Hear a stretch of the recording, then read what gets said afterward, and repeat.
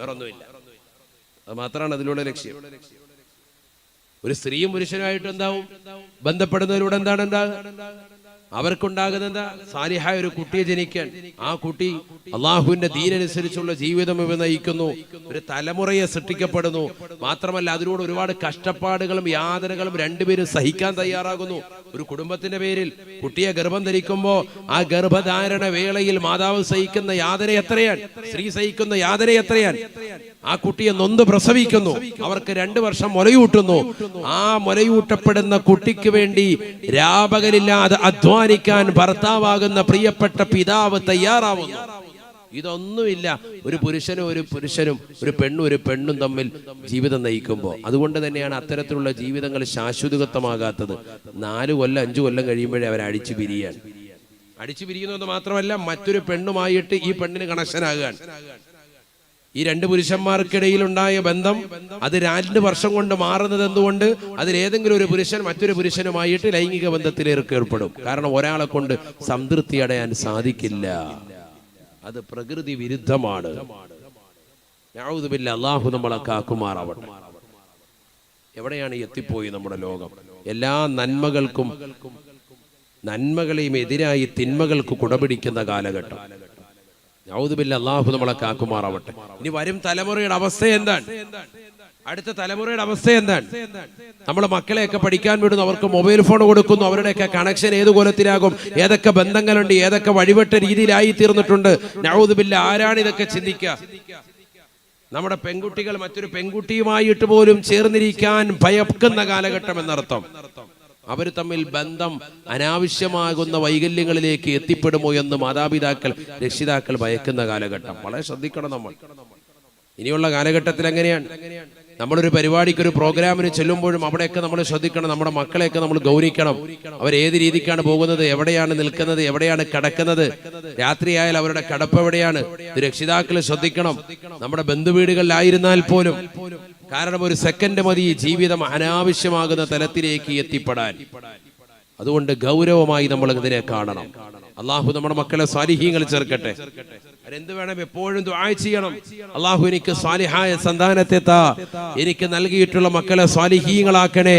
റബ്ബനാ ഹബ് ലനാ മിൻ അസ്വാദിനാ വദുർരിയാതിനാ ഖുർറത അയുനിൻ വജഅൽനാ ലിൽ മുത്തഖീന ഇമാമ. എന്റെ ഭാര്യ സന്താനങ്ങളെയെല്ലാം കൺകുളിർമയാകുന്ന ഭാര്യ സന്താനങ്ങളാക്കണേ. എപ്പോഴും സദാസമയം നമ്മൾ ദുആ ചെയ്യണം. അല്ലെങ്കിൽ നമ്മൾ കൈകടിക്കേണ്ടി വരും. നമ്മുടെ മക്കളുടെ കൂട്ടുകെട്ട് ശ്രദ്ധിക്കണം. ആരാണ് അവന്റെ കൂട്ടുകാർ? നമ്മുടെ മകളുടെ കൂട്ടുകെട്ട് ആരാണ്? സ്കൂളിലേക്ക് പോകുമ്പോൾ, മദ്രസയിലേക്ക് പോകുമ്പോൾ അവൾ സ്ഥിരമായി ബന്ധപ്പെടുന്ന കൂട്ടുകാരി ദീനീബോധമുള്ള, മതനിഷ്ഠയുള്ള, ഇസ്ലാമും തഖ്വയും ഒക്കെ ഉള്ളതാകുന്ന കൂട്ടുകാരികളാണോ? ശ്രദ്ധിക്കണം നമ്മൾ. നിസ്കാരം ഇല്ലാത്തവനായിട്ട് മക്കളെ കണക്ട് ചെയ്താൽ അവൻ നിസ്കാരമില്ലാത്തവനാകും. നിസ്കാരമുണ്ടെങ്കിൽ പോലും അത് ഇല്ലാതാവും. ഉറപ്പാണത്. മൊബൈൽ ഫോണിന് അഡിക്റ്റ് ആകുന്ന ഒരു കൂട്ടുകാരനുമായി, അല്ലെങ്കിൽ അശ്ലീല ചുവയുള്ള സംസാരമുള്ള ഒരു കൂട്ടുകാരനുമായി നിന്റെ മകനെയോ മകളെയോ ബന്ധപ്പെടുത്തിയാൽ ആ മകനും മകളും അതേ രീതിക്ക് എത്തിപ്പെടും. അതിൽ സംശയമില്ല. അതിന് വലിയ കാലതാമസമൊന്നും വേണ്ട. കുറഞ്ഞ കാലഘട്ടം കൊണ്ട് തന്നെ ആ രീതിയിലേക്ക് എത്തിപ്പെടും. അതുകൊണ്ട് നമ്മൾ ശ്രദ്ധിക്കണം. എന്താണ് അവന്റെ അവസ്ഥ? خلي خلة الخذلان خوف الخاتمة خالل خليلا خامل الوصف من الخلخال خال لا إله إلا الله.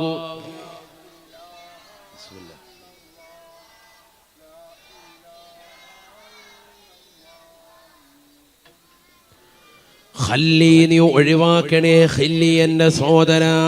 ഖുല്ലത്തൽ ഖിദ്ലാനി, നിന്യന്മാരുമായിട്ടുള്ള സാവാസത്തെ നീ ഒഴിവാക്കണം. ഖൗഫൽ ഖാത്തിമ, ആഖിറത്തെ ഭയപ്പെട്ടതിന് വേണ്ടി.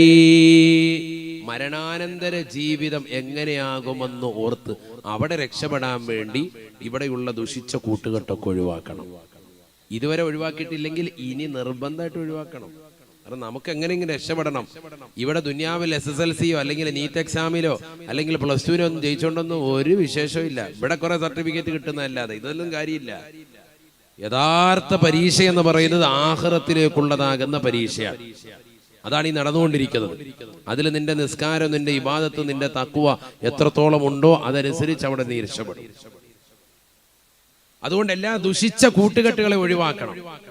ഖാലിൽ ഖലീലൻ ഖാമിലൽ വസ്ഫി മിനൽ ഖൽഖാലി ഖാലിൻ. എല്ലാ മ്ലേച്ഛതകളിൽ നിന്നും ഒഴിവായിട്ടുള്ള നല്ല സൽവൃത്തരാകുന്ന സച്ചരിതരാകുന്ന കൂട്ടുകാരെ കണ്ടെത്തി അവരുമായി ബന്ധം സ്ഥാപിക്കണം. അങ്ങനത്തെ കൂട്ടുകാരില്ലെങ്കിൽ അവരെ കണ്ടെത്തി ബന്ധം സ്ഥാപിക്കണം, എങ്കിലേ രക്ഷപ്പെടുകയുള്ളൂ. നല്ല സുഹൃത്ത് വലയം ഉണ്ടാക്കണം. ഇരിക്കുന്ന ഓരോരുത്തരും, ഞാൻ എന്നെയും നിങ്ങളെയും ഓരോരുത്തരും, സഹോദരിമാർ അവരെയും ഓരോരുത്തരും ഒന്ന് ചിന്തിക്കട്ടെ, നമ്മുടെ കൂട്ടുകെട്ട് ആരാണ് സഹോദരങ്ങളെ? നമ്മൾ എന്തുകൊണ്ടാണ് നിസ്കാരമില്ലാതായി പോയത്? നമുക്കെന്തുകൊണ്ട് ജുമുഅ നഷ്ടപ്പെട്ടു പോയി? നമുക്കെന്തുകൊണ്ട് വലിയ വലിയ വഅലിന്റെ സദസ്സുകൾ നഷ്ടപ്പെട്ടു പോയി? നമുക്കെന്തുകൊണ്ട് അറിവിന്റെ സദസ്സുകൾ ഒരു 10 മിനിറ്റ് ഇരിക്കാൻ മനസ്സില്ലാതായി പോയി? നമ്മൾ എന്തുകൊണ്ട് സദക്ക നൽകാതായി പോയി? എന്തുകൊണ്ട് നമ്മൾ എന്തുകൊണ്ട് ആത്മീയമാകുന്ന അറിവുകൾ നേടുന്നതിൽ പിറകോട്ട് പോയി? രാവിലെ നമ്മൾ എഴുന്നേറ്റ് വീടിന്റെ വാതിൽക്കൽ തന്നെ വന്നു, അവിടെ നല്ലൊരു പുസ്തകം ഇരിപ്പുണ്ട്, ദീനിയായ പുസ്തകമാണ്, അതവിടെ ഇരിപ്പുണ്ട്. അതിന് നമ്മൾ മുൻതൂക്കം കൊടുക്കുമോ? രാവിലെ വരുന്നതാകുന്ന പത്രമോ അല്ലെങ്കിൽ മറ്റേതെങ്കിലും വാരികയ്ക്കോ ഏതിനാ നമ്മൾ മുൻതൂക്കം കൊടുക്കുക? വായിക്കാൻ കൂടുതൽ സമയം വേണ്ട. നമ്മുടെ mobile phone, apple mobile phone ആണെങ്കിൽ ആപ്പ് സ്റ്റോർ വഴിയും, ആൻഡ്രോയിഡ് മൊബൈൽ ഫോൺ ആണെങ്കിൽ ആൻഡ്രോയിഡിന്റെ വെർഷൻ വഴിയും തീർച്ചയായിട്ടും എല്ലാവർക്കും കൃത്യമായിട്ട് ഡൗൺലോഡ് ചെയ്യാം, ഫ്രീ ആയിട്ട് ഡൗൺലോഡ് ചെയ്യാം. പ്ലേ സ്റ്റോർ വഴിയും ഒക്കെ ഡൗൺലോഡ് ചെയ്യാം. എന്ത്? ഖുർആൻ ഡൗൺലോഡ് ചെയ്യാം, ഫ്രീ ആണ്. ഒരു 5 പൈസ മുതൽ മുടക്കില്ല. കുറഞ്ഞ MB വേണമെന്ന് മാത്രം, നെറ്റ് വേണം. ഖുർആൻ ഡൗൺലോഡ് ചെയ്തിട്ട് എത്ര ആളുകൾ നമ്മുടെ മൊബൈലിൽ യാത്ര ചെയ്യുന്ന സമയത്തോ ഖുർആൻ ഓതുന്നവരുണ്ട്? എത്ര പേരുണ്ട്? എന്നാൽ ഇതേ മൊബൈൽ ഫോണിൽ തന്നെ എത്രയോ ആപ്പുകൾ വ്യത്യസ്ത ആവശ്യങ്ങൾക്ക് വേണ്ടി, ട്രെയിനിന് വേണ്ടി, ബസ്സിന് വേണ്ടി, ഫ്ലൈറ്റ് ടിക്കറ്റ് വേണ്ടി ഒക്കെ നമ്മൾ ഇൻസ്റ്റാൾ ചെയ്തിട്ടുണ്ട്. സുരക്ഷിതത്തിന് വേണ്ടിയൊക്കെ എത്രയോ ആപ്പുകൾ നമ്മൾ ഇൻസ്റ്റാൾ ചെയ്തിട്ടുണ്ട്. പല ഫയലുകളും മാതാപിതാക്കൾ പോലും അറിയാത്ത എത്രയോ അശ്ലീല വീഡിയോകൾ വരെ ഹൈഡ് ചെയ്യാൻ വേണ്ടി നമ്മൾ എത്രയോ ആപ്പുകൾ ഇൻസ്റ്റാൾ ചെയ്ത ചെറുപ്പക്കാരുണ്ട്, അല്ലേ? പക്ഷെ ഖുർആൻ നമ്മളൊരു 10 MB പോലും ചെലവാക്കിയിട്ട് നമ്മൾ അത് ഇൻസ്റ്റാൾ ചെയ്ത് ഓതാൻ നമ്മൾ ആരും തയ്യാറാകുന്നില്ല. ഫ്രീ ആയിട്ട് കിട്ടും, ആപ്പ് സ്റ്റോർ വഴിയും പ്ലേ സ്റ്റോർ വഴിയും. ഇനി അത് ഡൗൺലോഡ് ചെയ്തവരെ വെറുതെ മൊബൈൽ വെച്ചതല്ലാതെ ഓതുന്നവരില്ല. എവിടെയാണ് നമ്മുടെ അവസ്ഥ? യാത്ര പോകുന്ന സന്ദർഭങ്ങളിൽ ഓതാവല്ലോ, എപ്പോഴും കൂടെ ഉള്ളതാണല്ലോ മൊബൈൽ ഫോൺ. പക്ഷെ ഈ മൊബൈൽ ഫോണിൽ തന്നെ ഖുർആൻ ഉണ്ടായിരിക്കെ തന്നെ അതിനുള്ളിലതാകുന്ന വാട്സാപ്പും ഫേസ്ബുക്കും എത്ര മണിക്കൂറാ സഹോദരങ്ങളെ നമ്മൾ ഉപയോഗിക്കുന്നത്? നമ്മൾ നമ്മുടെ സമയങ്ങളെ അനാവശ്യ മേഖലകളിൽ കൊന്നുകളയുന്നത് എത്രയാണ്? നമ്മുടെ ഓരോ സമയവും വിലപ്പെട്ടതാണ്. ഫേസ്ബുക്കിലും വാട്സാപ്പും ഒക്കെ ഉപയോഗിക്കുന്നവർ ചിന്തിക്കിൻ, നാളെ ആഖിറത്തിലെത്തുമ്പോൾ ഈ സമയവും സന്ദർഭവും ഒക്കെ നിനക്കെതിരാകും. നിന്റെ കൂടുതൽ സമയം നീ സോഷ്യൽ മീഡിയയുമായി നീ പരതാൻ പാടില്ല. അതിലെന്തെങ്കിലും ആത്മീയപരമാകുന്ന അറിവോ അല്ലെങ്കിൽ ഭൗതികപരമാകുന്ന അറിവോ സമ്പാദിക്കുക എന്നുള്ളതല്ലാതെ അനാവശ്യ മേഖലകളിലേക്ക് നീ തിരിയാൻ പാടില്ല. ഇത് രണ്ടും നേടിയാൽ തന്നെയും അള്ളാഹുവിനെ ഓർത്ത് സ്മരിക്കുന്ന ചില സമയങ്ങളും സന്ദർഭങ്ങളും ഉണ്ട്. നിന്റെ നിസ്കാരം, നിന്റെ ഇബാദത്ത് അതിന് തടസ്സമാകാൻ പാടില്ല. അതിന്റെ സമയം ഇത് മാറ്റി വെക്കണം, ഇല്ലെങ്കിൽ പോയി.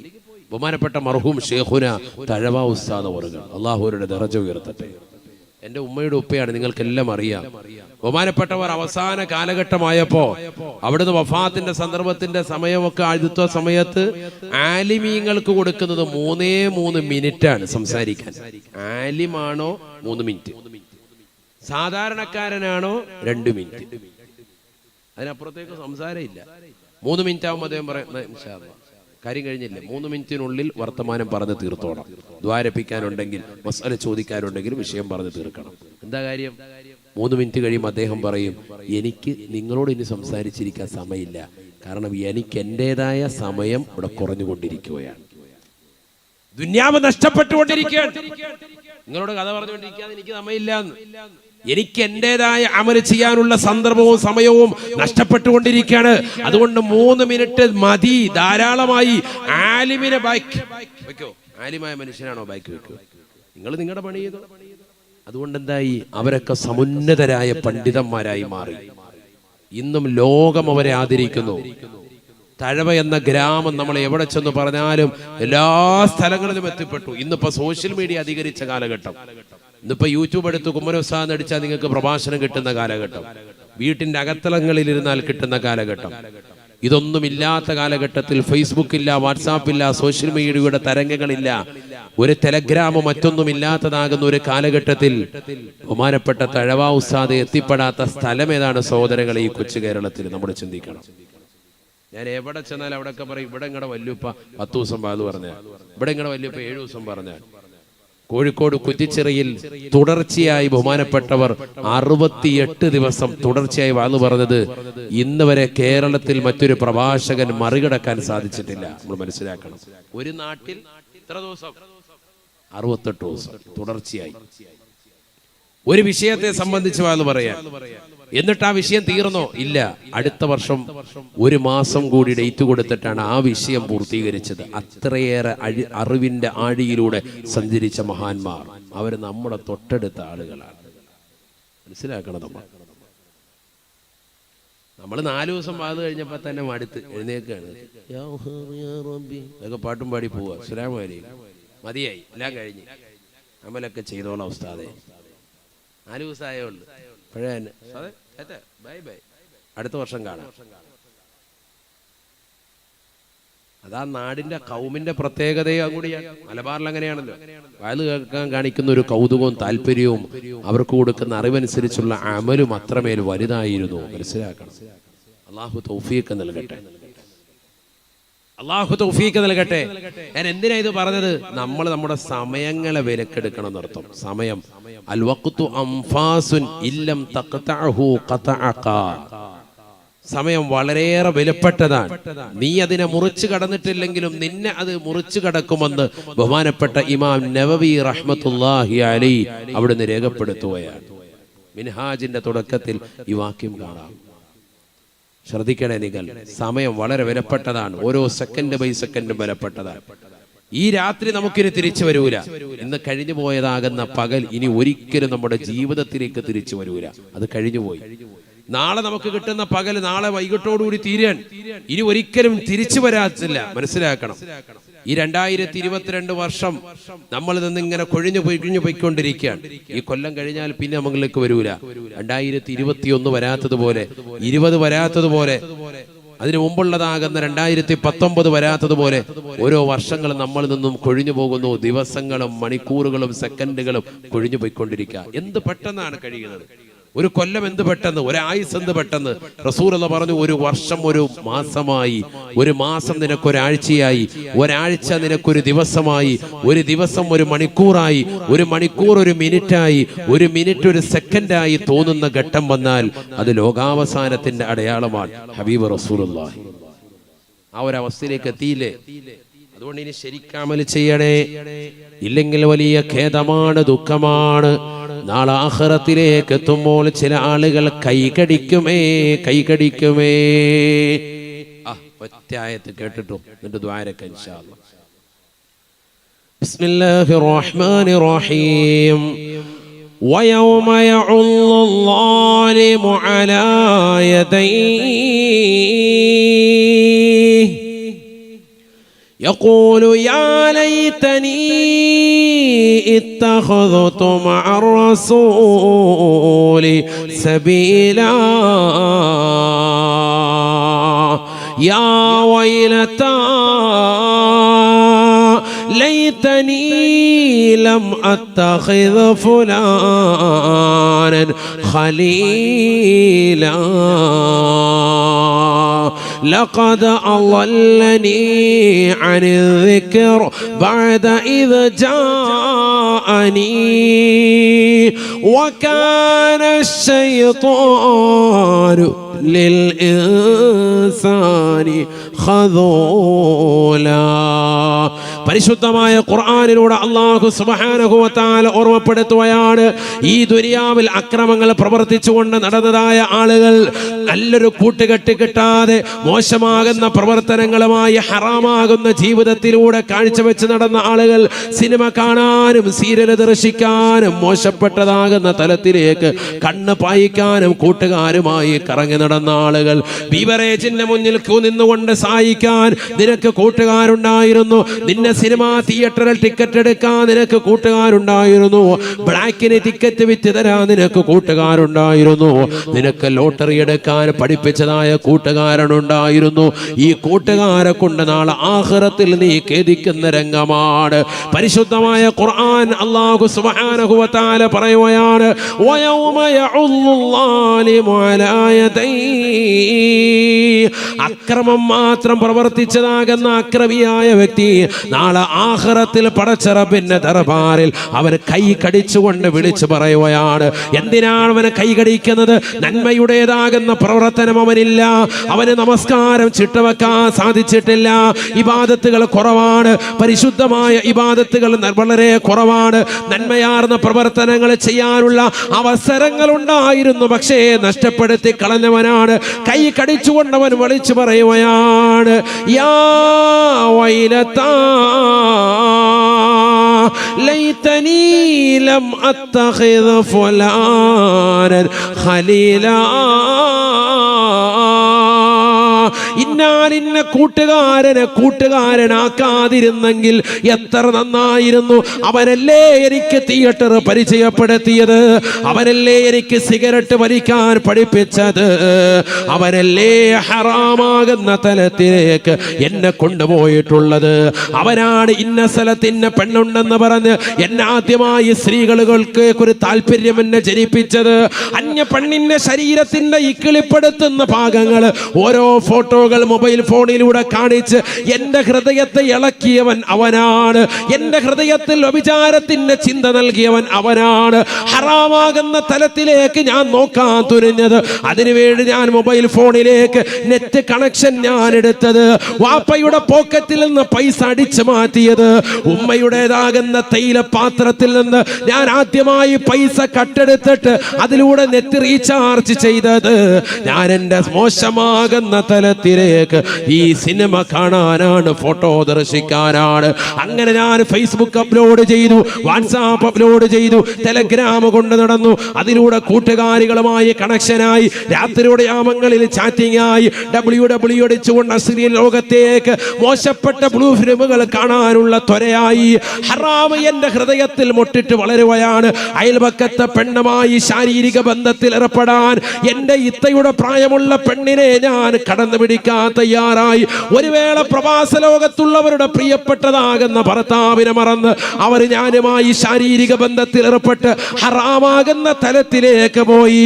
എന്റെ ജീവിതം മുഴുവനും ഹോമിക്കാൻ കാരണം വർഷങ്ങൾക്ക് മുമ്പ് എന്റെ കൂട്ടുകാരൻ കാണിച്ചതാകുന്ന ഇക്കിളിപ്പെടുത്തുന്ന ഒരു ഫോട്ടോയുടെ പശ്ചാത്തലമാണ്.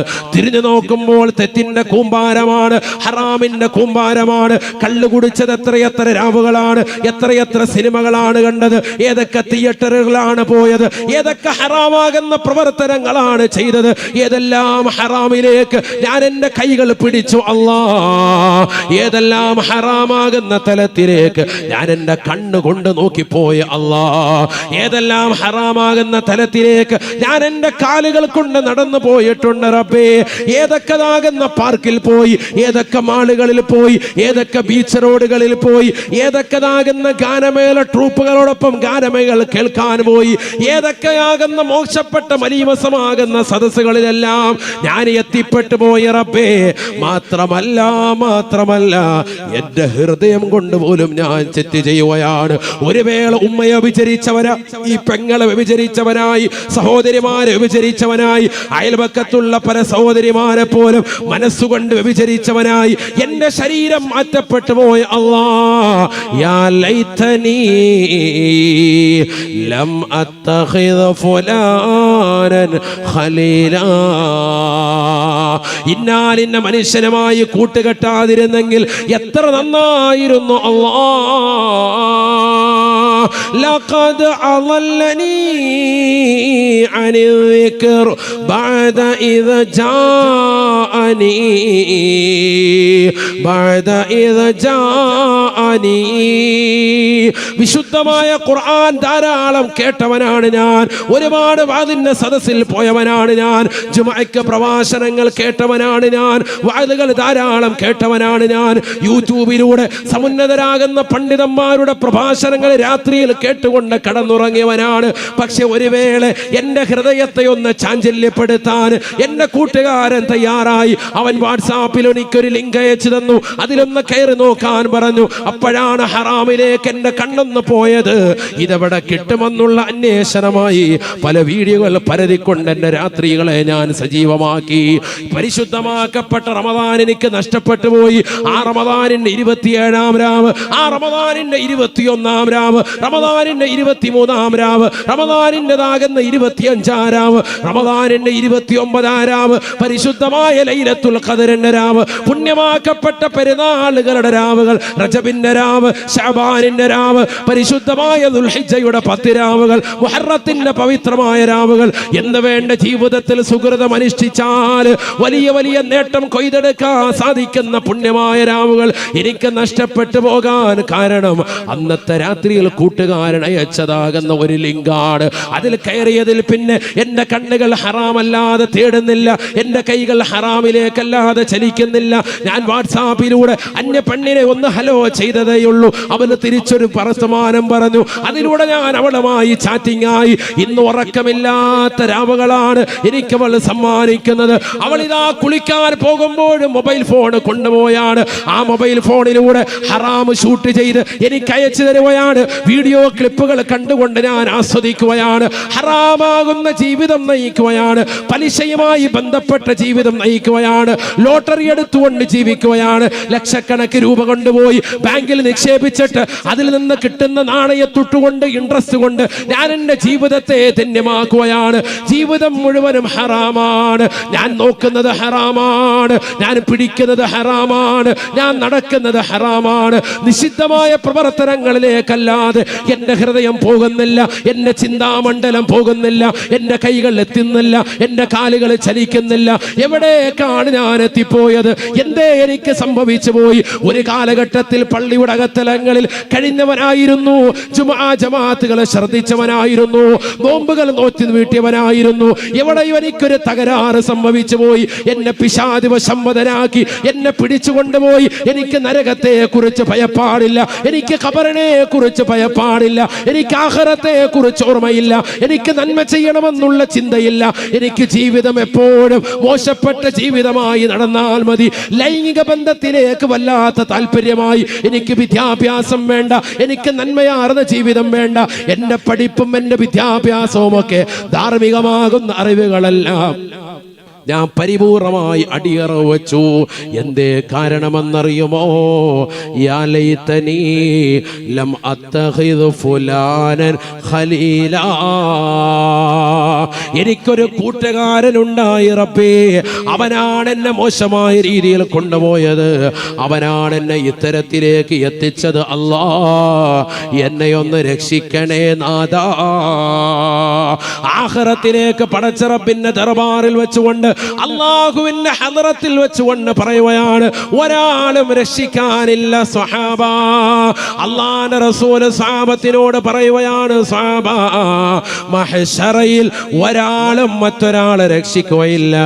വലാ യസ്അലു ഹമീമുൻ ഹമീമാ. ഈ ദുനിയാവിൽ നിനക്ക് വലിയ ചങ്ക് പ്രോയായിരിക്കും, വലിയ കൂട്ടുകാരനായിരിക്കും. പക്ഷെ ആഖിറത്തിൽ നിന്റെ ശിക്ഷ ഏറ്റെടുക്കാൻ ഒരു കൂട്ടുകാരനും തയ്യാറാവുകയില്ല. വലാ യസ്അലു ഹമീമുൻ ഹമീമാ. ഒരു കൂട്ടുകാരൻ മറ്റൊരു കൂട്ടുകാരന് തുണയാകാത്ത സ്ഥലമാണ് മഹ്ശറ. മഹ്ശറ യുബസ്സറൂനഹും. അന്ന് നീ ചെയ്തതാകുന്ന തെറ്റുകുറ്റങ്ങളെ പടച്ച റബ്ബ് നിന്റെ മുന്നിലേക്ക് വരി വരിയായി കാണിച്ചു കൊടുക്കുകയാണ്. എല്ലാം പടച്ച റബ്ബ് കാണിച്ചു നൽകുകയാണ്.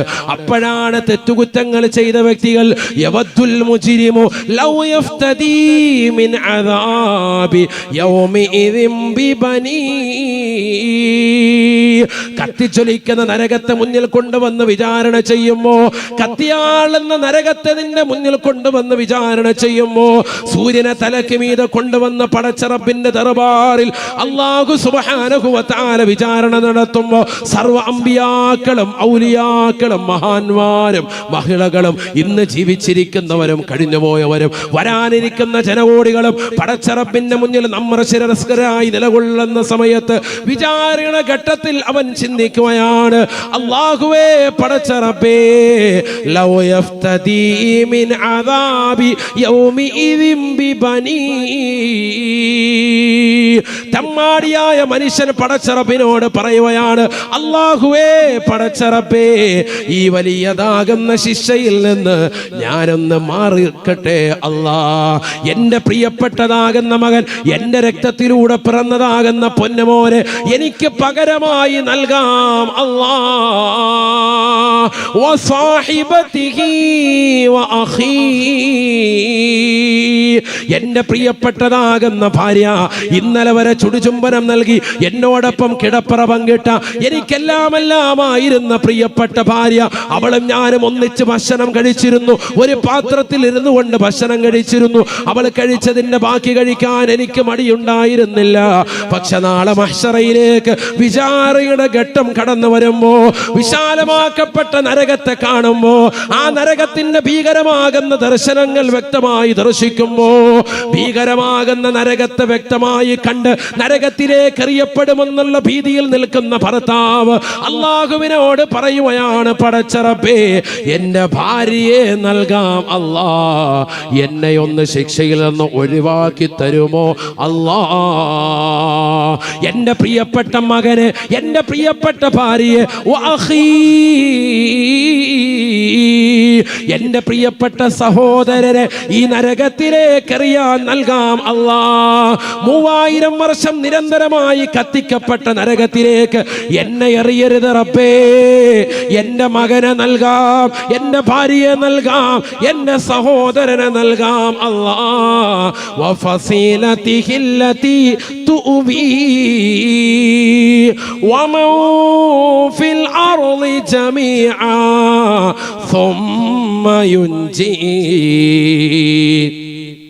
ലോകത്തുള്ളതാകുന്ന ഏത് വ്യക്തിയെയും നീ ചോദിച്ചോ, ആരെ വേണമെങ്കിലും അവരുടെ പാദസേവ നടത്തിയിട്ട് ഈ നരകത്തിലേക്ക് എനിക്ക് പകരമായി പ്രായച്ചിത്തമായി നരകത്തിലേക്ക് അറിയാൻ നൽകാം അല്ലാ. എന്നെ നരകത്തിലേക്ക് ഇടരുത് റബ്ബേ, എന്നെ നരകത്തിലേക്ക് ഇടരുത് അല്ലാ. നേരിട്ട് നരകത്തെ കാണുമ്പോൾ തമ്മാടികളാകുന്ന ആളുകൾ നാളെ പറയുമത്രേ, ഈ വചനം പറയാതെ ഒരു നിസ്കരിക്കാത്തവരും പോവുകയില്ല, ഈ വചനം പറയാതെ ഒരു കള്ളു കുടിക്കുന്നവരും പോവുകയില്ല, ഈ വചനം പറയാതെ ഒരു വ്യഭിചരിച്ചവരും പോവുകയില്ല, ഈ വചനം പറയാതെ സിനിമ കണ്ട ഒരു വ്യക്തിയും പോവുകയില്ല, ഈ വചനം പറയാതെ സീരിയൽ കണ്ട ഒരു പെണ്ണും പോകുകയില്ല. എല്ലാ തെമ്മാടികളും നാളെ ആഖിറത്തിൽ നരകത്തെ കണ്ടുകൊണ്ട് പറയുകയാണ്, എനിക്ക് പകരം എന്റെ മകനെ നൽകാം, എന്റെ ഭാര്യയെ നൽകാം, എന്റെ മക്കളെ നൽകാം, എന്റെ കുടുംബത്തെ നൽകാം. ലോകത്താരെ വേണമെങ്കിലും ചോദിച്ചോ റബ്ബേ, ആരെ വേണമെങ്കിലും നൽകാം അല്ലാ. എന്നെ ഒന്ന് രക്ഷപ്പെടുത്തി തരുമോ അല്ലാ, എന്നെ ഒന്ന് രക്ഷപ്പെടുത്തണം. ഇവരെയെല്ലാം നരകത്തിലിട്ടുകൊണ്ട് നീ കത്തിച്ചാമ്പലാക്കിയാലും എനിക്ക് പ്രശ്നമില്ല. ദുനിയാവിൽ ജീവിച്ചിരിക്കുന്ന സമയത്ത് നിന്റെ പൊന്നുമോനെ ഒരു ചെറിയ രീതിയിൽ കൈവരലൊന്ന് പൊള്ളിയാൽ രാത്രിയിൽ തന്നെ ഹോസ്പിറ്റലിലേക്ക് കൊണ്ടുപോകുന്ന ഉപ്പയാണ് ആഖിറത്തിൽ തീക്കുണ്ടാരത്തിലേക്ക് മക്കളെ വലിച്ചെറിയാൻ പറയുന്നത്. എന്തുകൊണ്ട്? നരകത്തിന്റെ ഭീകരത അത്രമേൽ വലുതാണ്. ഇതിലേക്ക് ഞാൻ ചാടിക്കൊള്ളാം, എന്റെ മകനെ ഒഴിവാക്കുന്ന ഒരു ഉപ്പയും പറയുകയില്ല. എന്നെ പടച്ചറപ്പ് ഒഴിവാക്ക്, എന്റെ മകനെ നരകത്തിലേക്ക് ഇട്ടോ അല്ലാ. വാപ്പമാര് പറഞ്ഞ് കൈയൊഴിയുകയാണ്, ഭാര്യമാര് ഭർത്താവിനെ പറഞ്ഞ് കൈയൊഴിയുകയാണ്, ഭർത്താവ് ഭാര്യയെ പറഞ്ഞ് കൈയൊഴിയുകയാണ്. ഈ രീതിയിൽ എനിക്ക് രക്ഷ നൽകണമെന്ന് പടച്ചറപ്പിനോട് പറയുമ്പോ അല്ല പറയുന്ന മറുപടിയുണ്ട്, കല്ലാ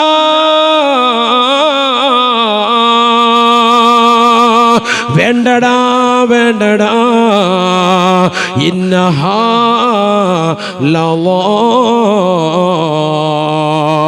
ആ കാണുന്നത് ലളാ എന്ന് പറയുന്ന നരകമാണ്. ദുനിയാവിൽ അല്ലാഹു സുബ്ഹാനഹു വ തആലയെ മറന്ന് ജീവിച്ചതാകുന്ന വ്യക്തിത്വങ്ങൾക്ക് വേണ്ടി അല്ലാഹു സുബ്ഹാനഹു വ തആല സൃഷ്ടിച്ചിരിക്കുന്നതായ ലളാ എന്ന് പറയുന്ന നരകമാണത്. നസാഅതൽ ലിശവാ, നിന്റെ തലയുടെ മൂർധാവിനെ ചുട്ടെടുക്കുന്നതായ നരകമാണ്, നരകമാണ്. ചെറുപ്പക്കാരെ, യുവാക്കളെ, യുവതികളെ, നിങ്ങളിതാ അറേബ്യൻ ഹോട്ടലുകളിൽ പോയിരുന്നുകൊണ്ട് ഷവായ തിന്നവരില്ലേ, ഷവർമ കഴിച്ചവരില്ലേ, അൽഫാം കഴിച്ചവരില്ലേ? ഷവായ എന്ന പദം എവിടെ നിന്നാണ് വന്നത്? നരകത്തിന്റെ ശിക്ഷയെ കുറിച്ച് വിവരിച്ചെടുത്താണ് ഖുർആൻ. പരിശോധിച്ചു നോക്ക്. നസാഅതൽ ലിശവാ, നസാഅതൽ ലിശവാ. നിന്റെ തലയുടെ മൂർധാവ് ചില്ലിൻ കൂട്ടിലിട്ടുകൊണ്ട് ചിക്കൻ അത് പൊരിച്ചെടുക്കുന്നത് പോലെ നിന്റെ തലച്ചോറ് അല്ലാഹു കരിച്ചെടുക്കുമേ, പൊരിച്ചെടുക്കുമേ എന്ന് വിശുദ്ധമായ ഖുർആൻ. ലളാ എന്ന നരകത്തിന്റെ പ്രത്യേകതയാണ് തദ്ഉ മൻ അദ്ബറ വതവല്ല. ഈ ദുനിയാവിൽ അടിച്ചു പൊളിച്ച് രസിച്ച് രമിച്ചതാകുന്ന വ്യക്തികൾക്ക് ആഖിറത്തിൽ നൽകുന്ന ശിക്ഷ കണ്ട്, നരകത്തിന്റെ ഭീകരമാകുന്ന ദർശനം കണ്ട് പിറകോട്ടോടി മാറുന്ന ആളുകളെ ലളാ എന്ന് പറയുന്ന നരകം ഓടിച്ചെന്നുകൊണ്ട് വിഴുങ്ങുകയാണ്, വിളിക്കുകയാണ്, വിളിക്കുകയാണ്. പിറകോട്ട് പോകുന്നവരെ കടന്നു വരുക, കടന്നു വരുക, നിനക്കുള്ളതാണ് ഈ നരകം. നിന്റെ രോമകൂപങ്ങൾ കരിച്ചു കളയുന്നതാണ്, നിന്റെ തലച്ചോറ് കരിക്കുന്നതാണ്, അതിനെ പൊരിച്ചെടുക്കുന്നതാണ്. തീർന്നില്ല, തീർന്നില്ല.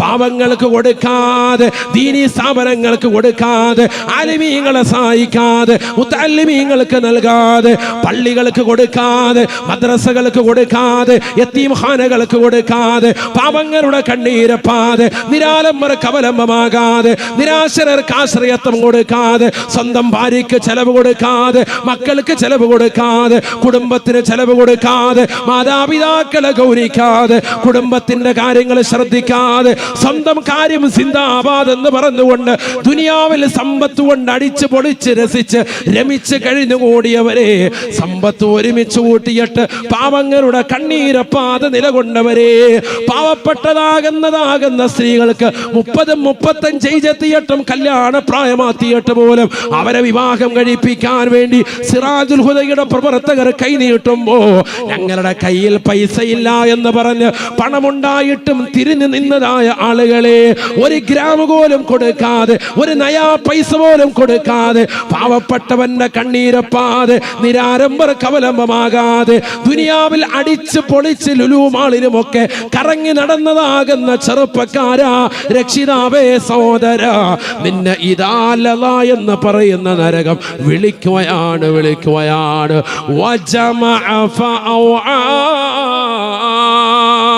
സമ്പത്ത് ഒരുമിച്ച് കൂട്ടി ആളുകളെ പ്രത്യേകം ഇദാ ലളാ എന്ന് പറയുന്ന നരകം വിളിക്കുകയാണ്. നിന്നെ കരിച്ചു കളയാൻ തയ്യാറാവുകയാണ്.